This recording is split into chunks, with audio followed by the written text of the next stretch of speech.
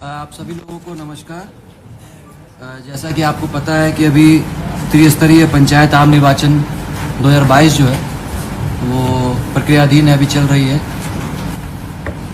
और इसमें प्रथम फेज़ 4 फेज़ में रांची ज़िले में निर्वाचन होना है। तो प्रथम फेज़ का जो नॉमिनेशन, स्क्रूटनी और अलॉटमेंट ऑफ सिंबल्स, ये प्रक्रिया जो थी वो पूर्ण कर ली गई है और अभी प्रचार सभी अभ्यर्थी के द्वारा किया जा रहा है और आचार संहिता भी इसी बीच लागू है। तो प्रथम चरण को लेकर जो तैयारियां हैं उसको लेकर आज आप सभी लोगों को अवगत कराना चाहूँगा मैं। कुल नामांकन जो है अभी तक 1398 हुए थे प्रथम चरण में, उसमें अस्वीकृत हुए हैं 54 और 22 नॉमिनेशन को वापस लिया गया है।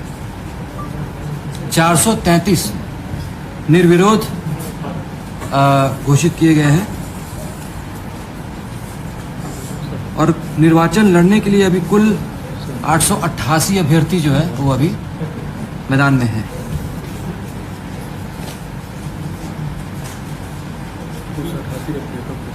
उसमें 888 जो लड़ेंगे उसमें से 251 मुखिया पद के लिए प्रत्याशी खड़े हैं।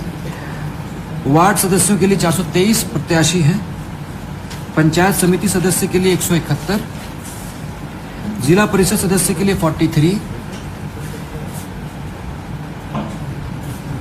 हम लोग ने जिला प्रशासन ने जितने भी मतदान कर्मी हैं उन सभी लोगों की भी मैपिंग कर ली है।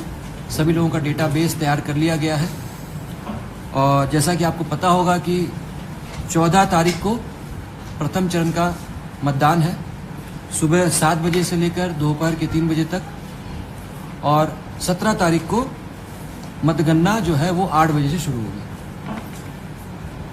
प्रथम चरण में कुल मतदान केंद्र जो है वो 648 है और कुल मतदान भवन की संख्या जो है वो 432 है।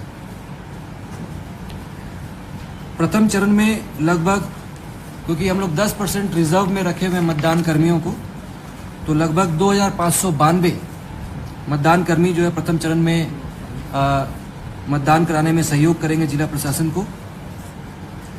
मतपत्र की जो छपाई है वो अभी कंप्लीट हो चुका है। मतपत्र का रंग के बारे में आप लोगों को पता होगा, पर फिर भी मैं दोहराना चाहूँगा कि वार्ड सदस्य के लिए मतपत्र का रंग जो है वो सफ़ेद होगा, मुखिया पद के लिए गुलाबी, पंचायत समिति सदस्य के लिए हरा रंग और जिला परिषद सदस्य के लिए पीला रंग का मतपत्र तैयार किए गए हैं।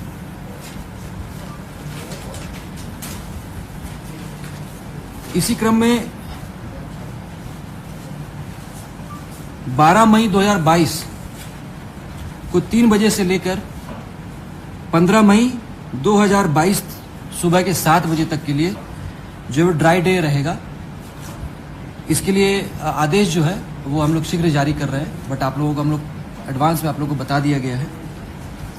इसी प्रकार जो प्रचार प्रसार है वो मतदान के 48 घंटे पहले से ही जो है वो प्रचार प्रसार थम जाएगा। पोलिंग पार्टी जो मतदान कर्मी हैं उनका जो पोलिंग मटेरियल है वो हम लोग 13 तारीख को डिस्पैच करेंगे मोराबादी के फुटबॉल ग्राउंड से, और पोलिंग के बाद, मतदान के बाद, दोपहर के 3 बजे के बाद जो पोल्ड बैलेट बॉक्स होगा वो बाजार समिति पंडरा के कैंपस में जमा किया जाएगा। और 17 को जो मतगणना होनी है उसके लिए स्ट्रांग रूम और मतगणना की सारी तैयारियां जो है वो भी कृषि उत्पाद बाजार समिति पंडरा में ही की गई है। इसके अलावा सुरक्षा के पॉइंट ऑफ व्यू से मैं अनुरोध करूंगा कि एसएसपी साहब भी कुछ बताएंगे।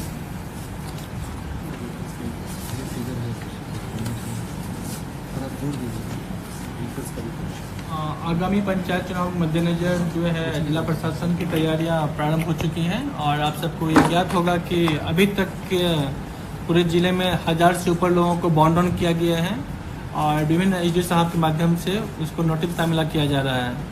अभी तक ज़िले में 175 लोगों को जो है आर्म्स जो वेरिफिकेशन करवाते हैं, जो जमा करना होता है, प्रक्रिया पूर्ण हो चुकी है और आज से उसका आर्म्स डिस्ट्रीब्यूशन स्टार्ट हो जाएगा।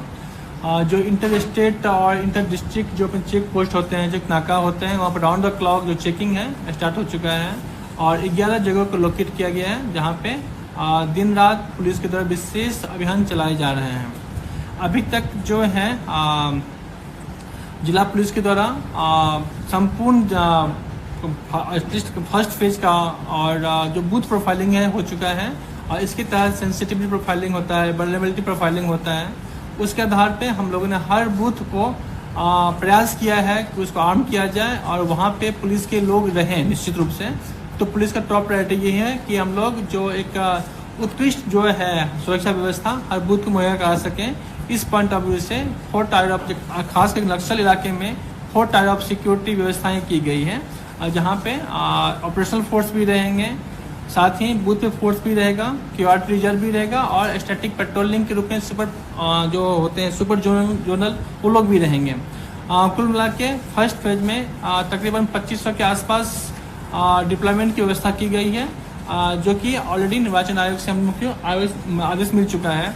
इसके अलावा कुछ ऑपरेशनल फोर्स की भी अनुमति हम लोगों ने मांगा है। हम लोग उम्मीद करते हैं कि ऑपरेशनल फोर्स के तहत उन नक्सली इलाकों में भी चुनाव व्यवस्था को शांतिपूर्ण संपन्न कराया जा सके जो कि भविष्य में नक्सल प्रभावित क्षेत्र रहे हैं। तो हम सभी उम्मीद करते हैं कि जिस तरह से हमारी तैयारी चल रही है और जिस तरह से जो हमारे पास इंफॉर्मेशन आ रहे हैं, जो स्टैटिक्स है और जो एबिलिटी फोर्स है, तो हम लोग बहुत ही एक शांतिपूर्ण तरीके से इलेक्शन करवाने में सक्षम होंगे।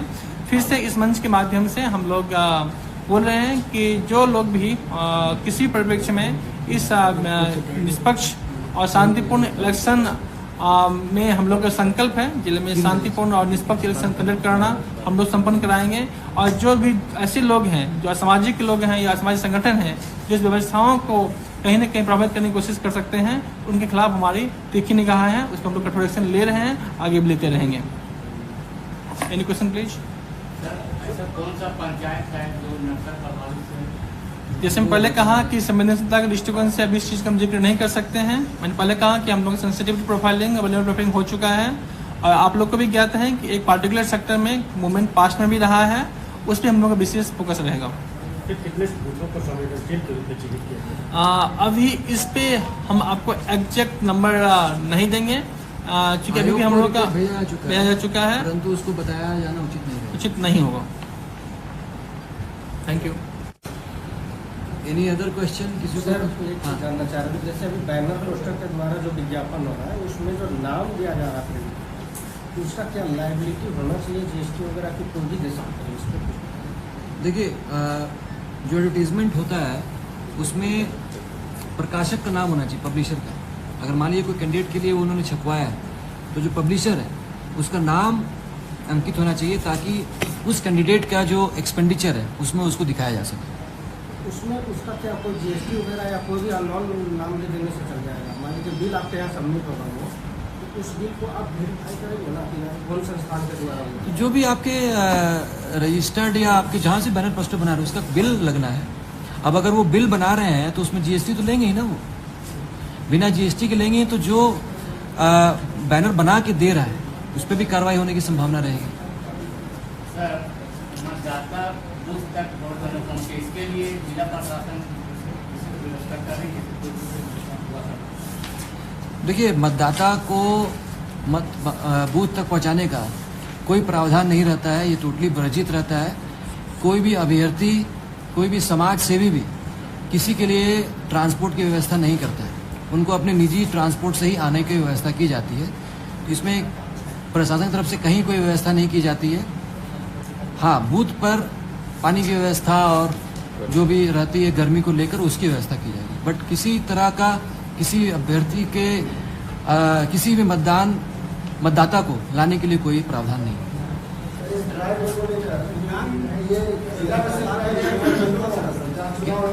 क्या बोलिए? एक सेकेंड। हाँ,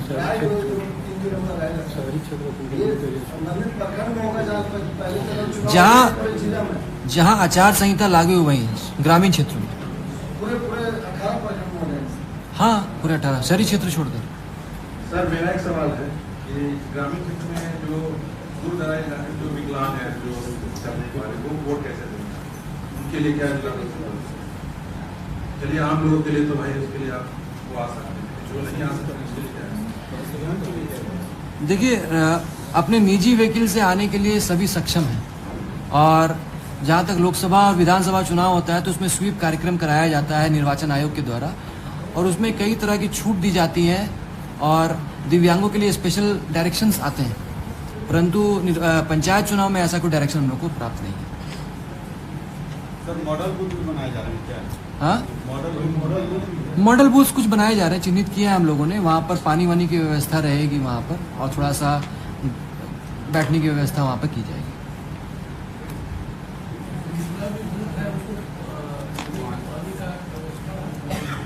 सभी जगह पर बेसिक मिनिमम फैसिलिटी जो है उसका आकलन कर लिया गया है, और ज़्यादातर बूथों पर सभी जगह पर हम लोगों ने जो हैंडपंप है वहाँ पर, जहाँ पर नहीं है वहाँ पर ऑल्टरनेटिव विकल्प की व्यवस्था की जा रही है।